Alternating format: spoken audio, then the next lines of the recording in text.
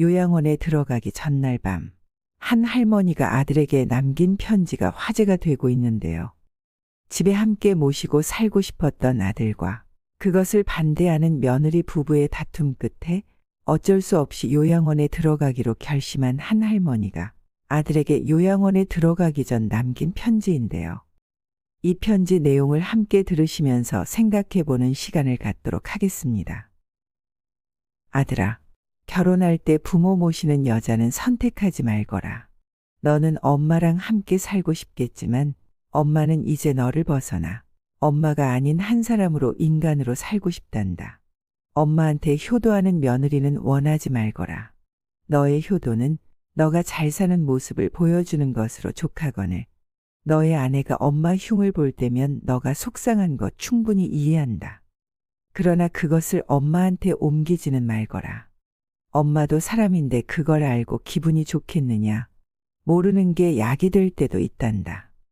그러니 100번 혼자 곱씹고 엄마한테는 옮기지 말거라. 아들아, 나의 사랑하는 아들아. 나는 널 뱃속에 품고 낳고 키우느라 평생을 바쳤으며 널 위해서라면 당장 죽어도 서운한 게 없단다. 그러나 너의 아내는 그렇지 않다는 걸 너가 이해하거라. 너도 너의 장모를 위해서 내 엄마만큼 잘해주지 않겠니? 아들아, 혹시 이 어미가 가난하고 약해지거든 조금은 보태주거라. 널 위해 평생을 바친 엄마이지 않니? 그것은 아들로서의 도리가 아니라 사람으로서 도리가 아니겠니?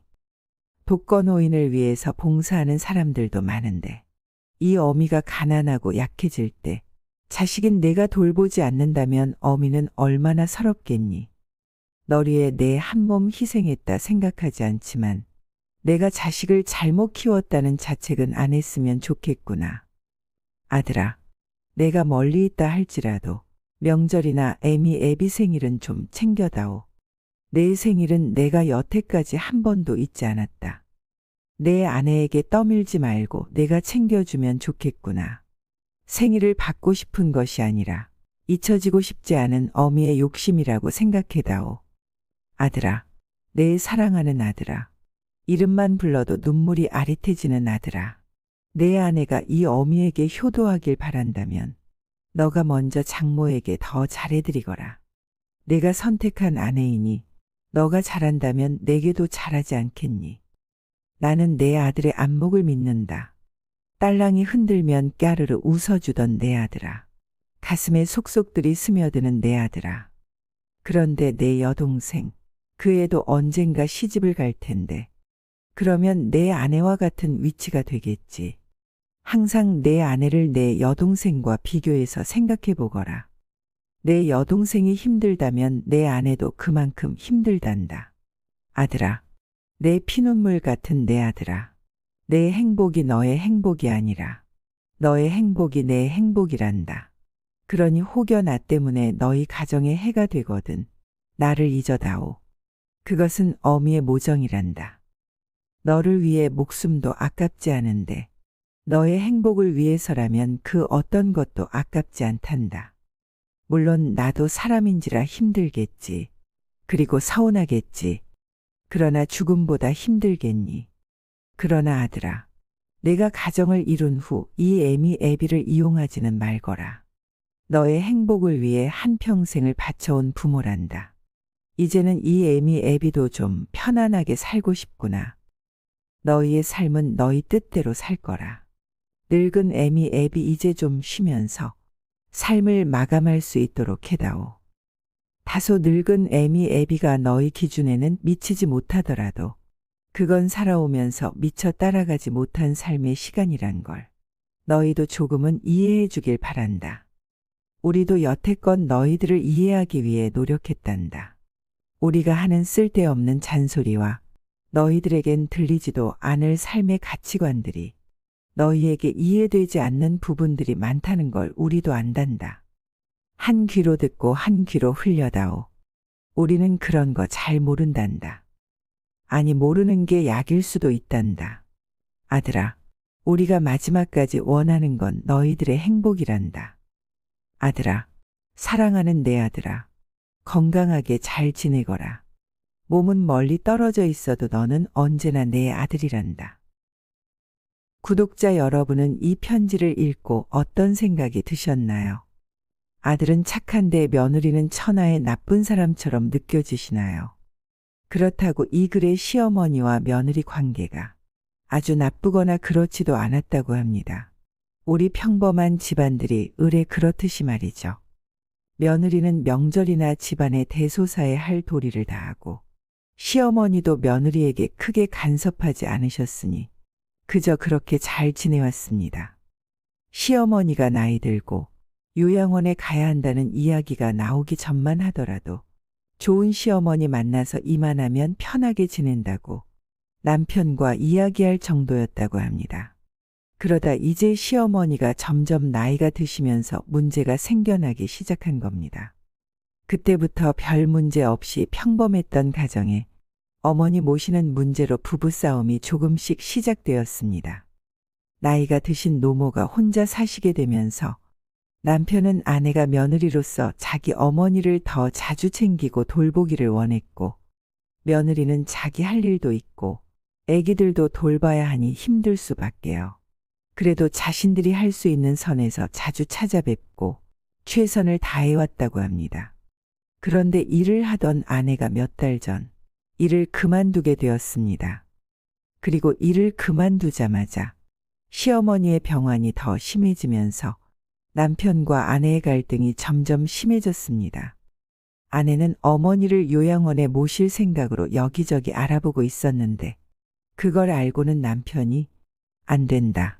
어머니를 집에서 모셔야 한다며 크게 화를 냈습니다. 당신이 일도 그만두었으니 당연하게 집에서 어머니를 모셔야 하는 거 아니냐고 했습니다. 어머니를 집에서 모시는 일이 당연한 며느리의 일처럼 말하는 남편에게 너무나 화가 났습니다. 아무리 이성적으로 생각해봐도 아이들도 아직 어리고 일을 그만두었더라도 신경 쓸 일이 많으니 도저히 집에서 모시는 것은 무리라고 생각했답니다. 생각을 정리하고 남편에게 도저히 안 되겠다고 했더니 남편이 무슨 소리냐며 더욱 화를 냈다고 하는데요. 이제는 누구나 나이 들면 어쩔 수 없이 요양원이나 요양병원을 알아봐야 하는 시대라고 하는데요. 오래 살게 된 만큼 좋은 것도 많지만 이렇듯 누군가에게는 오래 사는 것이 재앙처럼 느껴질 수도 있다는 겁니다.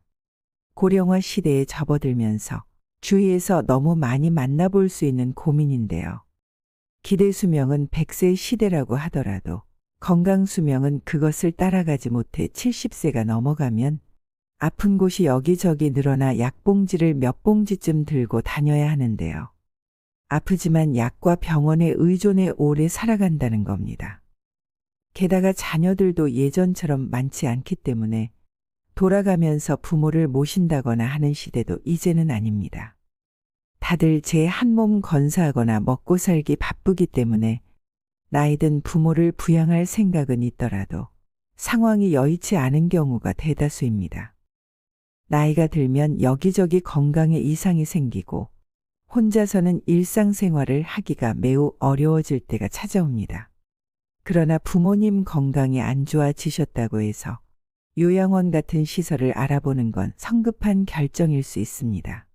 무조건 시설부터 알아보기에 앞서 현재 부모의 신체적, 정신적 건강 상황이 어떠한지부터 꼼꼼히 살펴보고 여기에 따라 선택을 하는 것이 좋습니다. 우선 부모가 치매로 의심되면 병원에 가서 치매 진단을 받고 노인 장기요양 등급 심사 신청을 하여 치매 등급을 받아 치매 프로그램과 관련된 정부 보조 혜택을 받을 수 있도록 해야 합니다. 치매 등급을 받으면 요양보호사가 집으로 방문하여 부모님을 케어하는 제가 서비스를 받거나 주간 보호센터에 다니는 방법도 있습니다. 치매는 아니지만 신체적으로 쇠약해지거나 몸이 많이 편찮으신 경우라도 일단 노인 장기요양 등급 신청을 통해 요양 등급을 받도록 해야 합니다.